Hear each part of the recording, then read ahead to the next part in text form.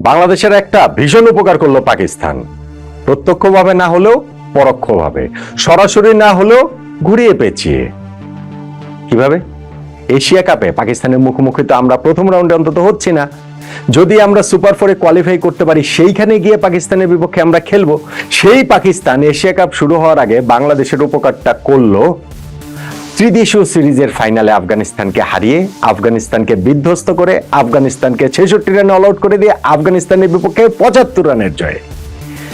আফগানরা এই যে এরকম একটা বড় ব্যবধানে হেরে গেল, সেইটা তাদেরকে সাইকোলজিক্যালি একটা বড় ধাক্কা দেওয়ার কথা, এবং সেই ধাক্কার সুবিধাটাই বাংলাদেশ আমরা আসলে এশিয়া কাপে নিতে পারি কিনা ওটার উত্তর তো সময়ের হাতে। তবে একটা ব্যাপারে এই জায়গায় আফগানিস্তানের এই মানসিক ধাক্কাটাই, পিছিয়ে থাকাটা বাংলাদেশকে অ্যাডভান্টেজ দিবে, ওইরকম আশাটা তো অন্তত পক্ষে আমরা করতে পারি। হ্যাঁ, এশিয়া কাপে বা আফগানিস্তান প্রথম ম্যাচটা তো বাংলাদেশের বিপক্ষে খেলবে না, বাংলাদেশও প্রথম ম্যাচ আফগানিস্তানের বিপক্ষে খেলবে না।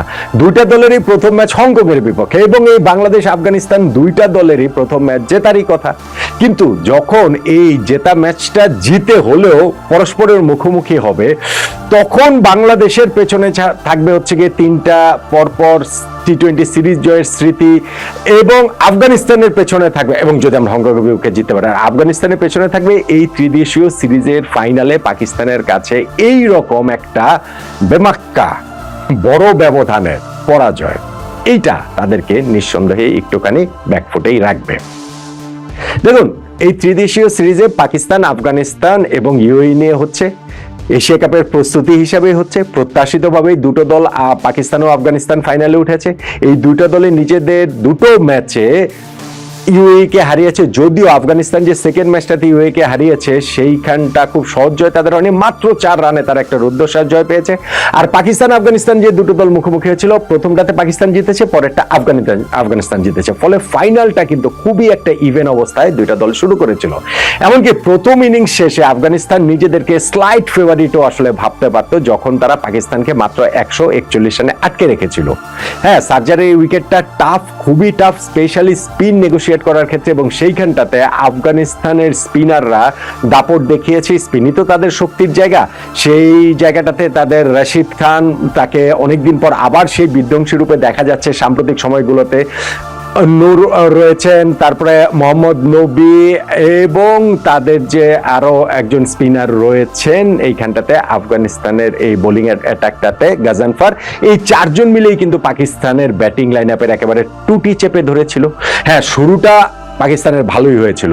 তারা ফার্স্ট ওভারে ফজল হক ফারুকী উইকেট তুলে নিয়েছিলেন সাহেবজাদা ফারহানের, তারপরেও পাওয়ার প্লেটা তারা 1 উইকেটে 41 রান নিয়ে শেষ করেছে। কিন্তু যখনই বোলিং অ্যাটাকে 8 ওভারে নূর আসলেন, নূর এসে প্রথম ওভারে সাইম আইয়ুবকে শর্ট কভারে ক্যাচ দিতে বাধ্য করলেন, ওই ব্রেক থ্রুটা এনে দিলেন। 9th ওভারে রশিদ খান বোলিং এ আসলেন, তিনি আরেক যিনি সেট ব্যাটসম্যান ছিলেন অন্য প্রান্তে, তার উইকেটটাও তুলে নিলেন। ফলে এই দুই সেট ব্যাটসম্যানের উইকেটটা যখন আফগানিস্তান তুলে নিয়েছে, সেইটা তাদেরকে একটা অ্যাডভান্টেজ দিয়েছে।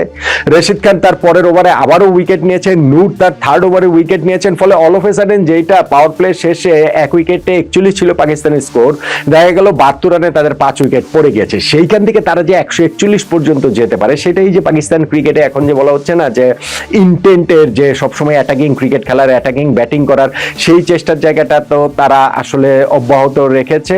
ছোট্ট একটা ইনিংস, সেই জায়গা থেকে সালমান আগা খেলেছিলেন, রশিদ খানকে 2টা ছক্কা এক ওভারে মেরেছিলেন, কিন্তু রশিদ খান এরপর তাকে আউট করে দিলেন। আর মোহাম্মদ নওয়াজ, তিনি 25 রানের একটা খুবই কার্যকর ইনিংস খেলেন, যেই কারণে পাকিস্তানের স্কোরটা 141 পর্যন্ত যেতে পারে। এখন টাফ উইকেট, স্পিনারদের ডোমিনেট করার মতো উইকেট, তারপরও 141 চেজ ডাউন করে আফগানিস্তান জয়ের ব্যাপারে আত্মবিশ্বাসী থাকার কথা, এবং স্লাইট ফেভারিটই তাদের আসলে থাকার কথা। কিন্তু হলোটা কি? হলোটা আফগানিস্তান 66 রানে অল আউট হয়ে গেল, এবং সেই জায়গাটাতেও পাকিস্তান ওই স্পিনের জবাব স্পিন দিয়ে দিয়েছে, ঘূর্ণির জবাব ঘূর্ণি দিয়েই তারা দিয়েছে। এবং মোহাম্মদ নওয়াজ, যিনি ব্যাটিং এ ওই যে 25 রানের একটা খুবই ক্রুশাল নক খেলেছেন, তা না হলে হয়তো পাকিস্তানের স্কোর 120 হতো না। যখন তারা আবার 66 রানে আফগানিস্তানকে অল আউট করে দিয়েছে, তখন ওইটাও জয়ের জন্য গুড এনাফ হতো, কিন্তু একটা সাইকোলজিক্যাল ব্যাপার এইখানটাতেও থাকে। ফলে নওয়াজের ব্যাটিংটা গুরুত্বপূর্ণ ছিল, এবং বোলিং এ তিনি তার ক্যারিয়ার সেরা বোলিং করেছেন। 4 ওভার বোলিং করে 19 রান দিয়ে তিনি 5টা উইকেট নিয়েছেন। তার ওই বাহাতি স্পিনে সুফিয়ান মুকিম, তিনি বাহাতি রিস্ট স্পিনার, তিনিও 2টা উইকেট নিয়েছেন। আবরার ডানহাতি লেগ স্পিনার, তিনিও 2টা উইকেট নিয়েছেন। আর সাইম আইয়ুব কোনো উইকেট না পেলেও 3 ওভারে মাত্র 10 রান দিয়েছেন। ফলে এই জায়গাটাতে সেই পাকিস্তানের স্পিনার প্লেয়াররাই কিন্তু তাদেরকে এত বড় ব্যবধানে জয়টা এনে দিয়েছে এবং প্রথম থেকেই তারা আফগানিস্তানের ফার্স্ট ওভারটাতেই শাহিন শাহ আফ্রিদি তিনি উইকেটটা পেয়ে গেছেন, রামনুল্লাহ গুরবাজার।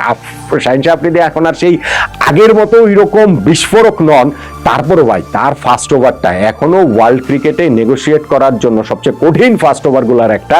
এইবারও ফার্স্ট ওভারে তিনি উইকেটটা পেয়েছেন, রামনুল্লাহ গুরবাজকে আউট করেছেন, সাদিকুল্লাহ অটলের উইকেটটা তুলে নিয়েছেন আবরার। তবে ম্যাচ চেঞ্জিং মোমেন্টে এসে গেছে যখন মোহাম্মদ নওয়াজ বোলিং এ আসলেন পাওয়ার প্লে লাস্ট ওভারটাতে, এবং লাস্ট ওভারে শেষ দুইটা বলে তিনি রাসুলি এবং ওমর জাইকে আউট করে দিলেন।